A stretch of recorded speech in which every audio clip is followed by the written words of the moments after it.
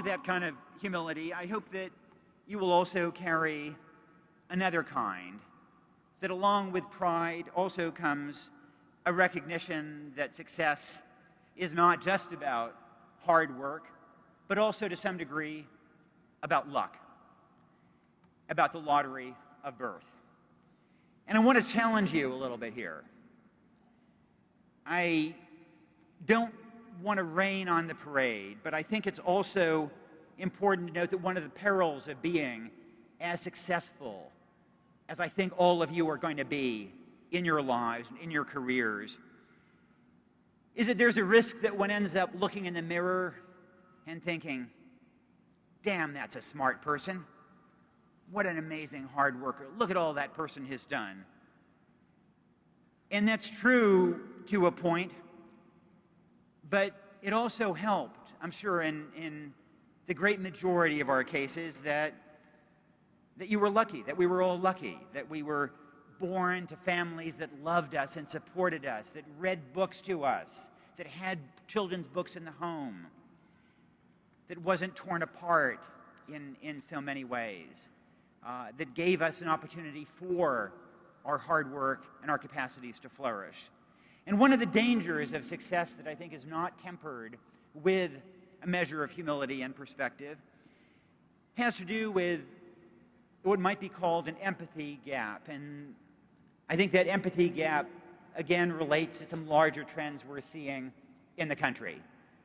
What do I mean by an empathy gap? Well, one way of looking at it is that in America today, contrary to what one might think, actually the wealthiest 20% of Americans donate less as a fraction of incomes to charity than the poorest 20% of Americans. This makes no sense. The affluent Americans obviously have more means, and they're not inherently less empathetic, less compassionate, less good than anybody else. So why is it? It seems to be about insulation, that if you were affluent in America today, if you were successful in America today, in a way that was not true a generation ago or 2 generations ago, then you're often insulated from need. You're often living in an affluent neighborhood. You're in a work environment where most of the people that you associate with or that you befriend are also reasonably successful and reasonably well off. And so you're intellectually aware of need and disadvantage, but they're not something that you regularly encounter.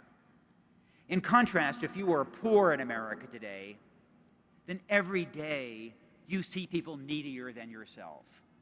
Confronted by that, you reach into your pocket and help, even though you get no tax benefit from donations to charity because you're not itemizing deductions. You donate on average almost twice as much as the wealthiest 20% do. And it's not just a question of giving back in that sense, but this empathy gap also, if one lacks this sense of perspective or humility, it can lead one to form narratives in one's own mind in which success is simply all about one's own achievements, and poverty or disadvantage are not an economic failing, but a moral failing. And it all becomes about personal irresponsibility or self-destructive behaviors. And there is something to this. These are real phenomena. And I think it's important to acknowledge that. But it's also clear, and we have so much evidence over this in the last 20 years or so, that it's far more complex, and that if we want to make a difference, it's about not so much pointing fingers as offering a helping hand. We know how to break cycles of poverty or inequity.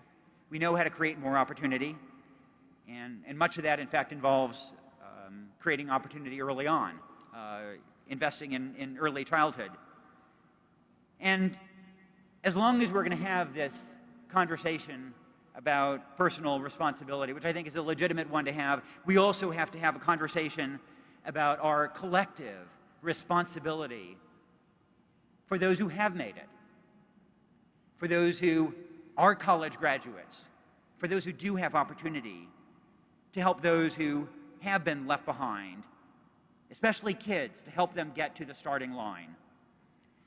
And so I challenge all of you as you go ahead and succeed in life, and I'm sure you're indeed going to march on ahead. And as you do that, to get out of your comfort zone, to break through that insulation that may well envelop you, and to carry with you this kind of humility or perspective, empathy, to think about the personal responsibility that we all have for those, especially kids, who get left behind.